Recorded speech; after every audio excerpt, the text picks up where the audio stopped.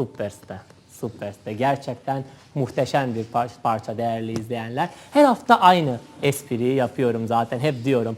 Burada zaten fotoğrafımız var İstanbul. Ben paşayım zaten. Bir tek hasta paşa, Bolan paşa değilim. Ve yatmıyorum. Ama gerçekten güzel bir şarkı. Bu güzel seslere, bu güzel şarkıya gerçekten teşekkür ediyorum. Ve şimdi tekrar